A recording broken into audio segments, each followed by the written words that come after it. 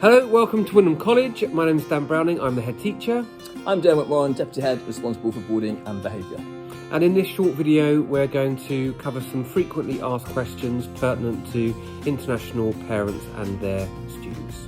And we begin with guardians. So every international student and their family has a guardian, and they have two crucial roles really when we need to call upon them quite quickly. And for that reason our guardians need to live within an hour of the college. So if there was a medical emergency or there was a behaviour event that required students to be removed from the college for a short period, and guardians would be called upon to support us in those moments. Travel, it is the parents' responsibility to arrange homeward and outbound travel. However, our college office team are there to assist, and we do offer transfers to and from the local train stations, although over 14-year-olds can be unaccompanied on the trains. We do expect younger students to be accompanied, and there are forms to be filled in to access those transfer services, which will be provided when you need them from the college office. So EXIATs, every third weekend we call an EXIAT weekend, where the majority of our boarders will have some extended time with their families. However, the school doesn't close, and we have an EXIAT house for those boarders that want to continue to stay with us during that period. And gaining a place in the EXIAT house can be booked through the college office. Again, it's a kind of central point of information. In terms of finance, your point of contact is the Sapientia Education Trust finance team. They are the people that will issue the invoices, and if you do have questions and comments, it's best to talk to them, and we will of course provide you with the appropriate email addresses and telephone numbers when needed. Often students need some pocket money when they're here, or you may need to pay for a trip or something else, and we have an electronic system which is called ScoPay, which means you can credit your accounts online wherever you may be living. But just to make you aware that whilst you will receive information about that in the very near future, we are planning in the course of the next 12 months to move to a new system which is called WisePay. But as I said, we'll share information with you and also a how-to guide so that you can get started with that system. Our information system for you to access academic information regarding your son or daughter is called Schoolbase. So you can check on their academic progress, you can see their timetable, you can see what rewards they have been given or indeed sanctions, and again we'll give you an information sheet to get you started with Schoolbase shortly. We're about to take you around parts of the college now to give you a closer view on some of the facilities, not least the medical centre, which is an important part of our infrastructure. So we should head out, Mr. Browning. Okay, let's go. Here we are at Peel Hall. Before I go in to talk about the workings of a boarding house, in front of me here we have the flagpoles and the staff room building, and to the left of the staff room building is the college office. The college office is a group of administrative staff that you'll be speaking to sometimes help you arrange travel arrangements or connections to the railway station, that sort of thing. And the manager of the college office is Susan Flint, and if you haven't already had her details, they will be shared with you shortly. So we're going to go in now to Peel Hall, which is the main school boarding house, just to briefly talk through the key people in a boarding house and making contact with them. So this is a downstairs social area in Peel, and then we've got the prep room over here, and around the corner we have a kitchen area where students can get snacks and that sort of thing in the evening before they go up to their dorms to get into bed. So the boarding house is run by a head of house who is an assistant head teacher. In this boarding house it's Mr. Campbell. This is the boarding house office.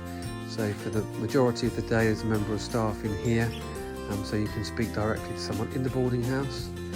Mr. Campbell's deputy head of house is Mr. Brooks, and there's an assistant head of house as well. they also have their flats as part of the boarding house. So head of house's role is to ensure the pastoral care of all the students in the boarding house and also the academic progress.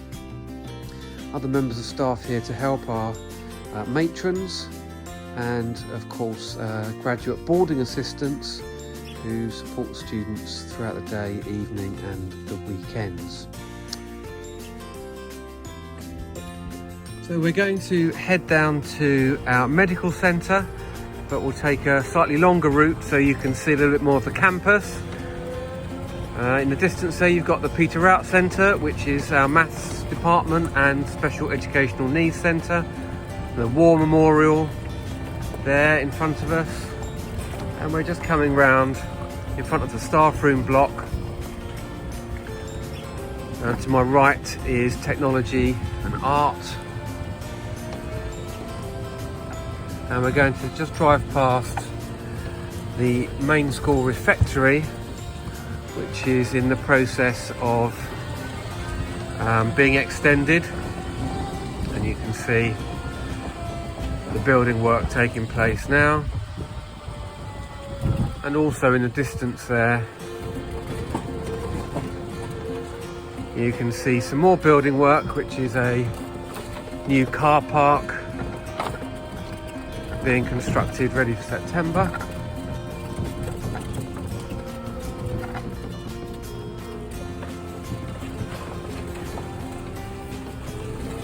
And we're going past the International Centre.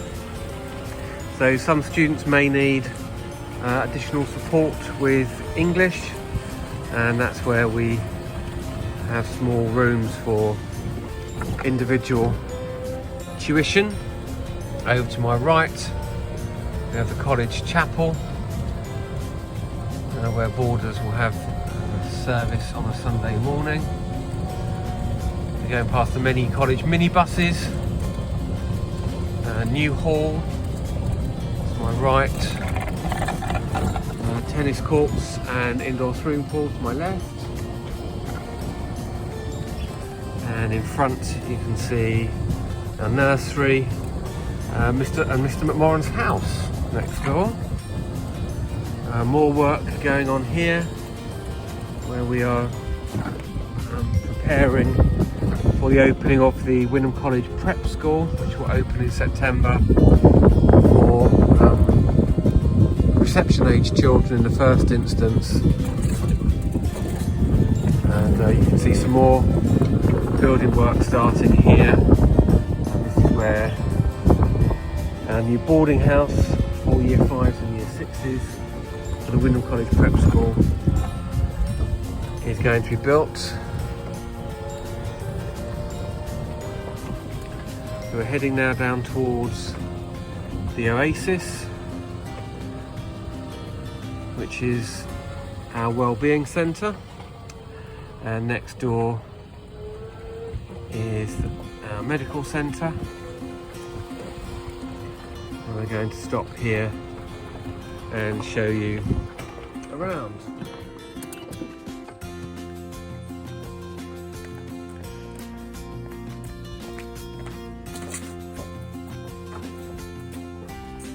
So welcome to the medical centre, where our 10 medical staff work during the day, and your children can come here if they're feeling unwell, or they might be sent here by their matrons and boarding staff. We've got a waiting area where they will first assemble, and then there are 2 treatment rooms where they'll be called to speak to one of the nurses or one of the doctors if there's a doctor's session. If children need to stay with us overnight, there are 2 wards. One of the girls, one for the boys. We'll pop on the girls' wards.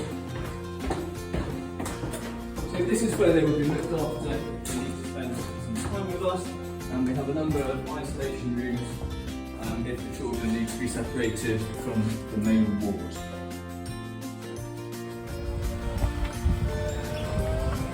So we thought we'd drive back a different way to the reception building, the Jubilee reception building.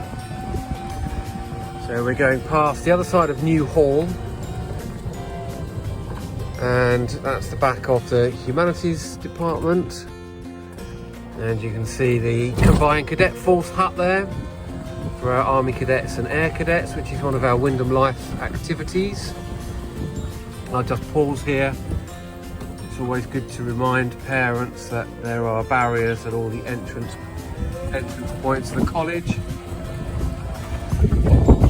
In the distance you can see more work going on to our refurbished music centre, Tom Eaton Music Centre.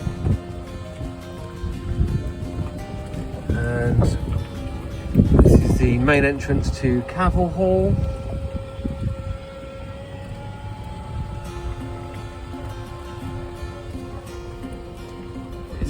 Another barrier, sir, creating that sort of ring of steel so that for students they're protected.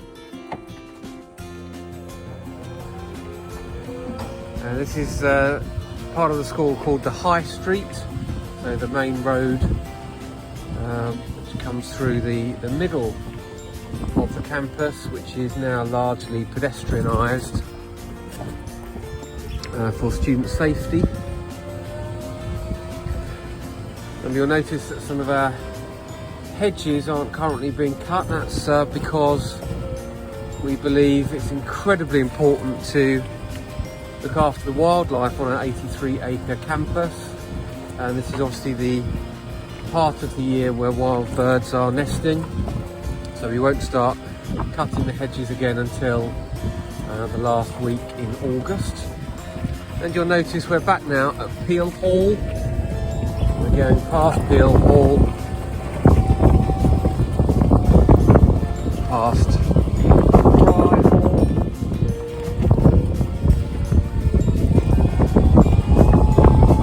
and this is the back of the Jubilee reception building, which is the first building you'll see when you come into the main entrance of the college. And this is the bus stop. Come in on buses.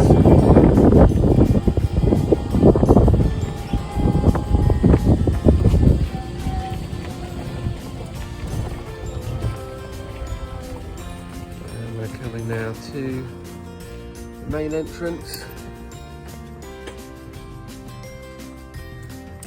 So thank you for joining us on our tour. Hopefully those questions will have been answered that you have, and we very much look forward to seeing you and your families with us in September.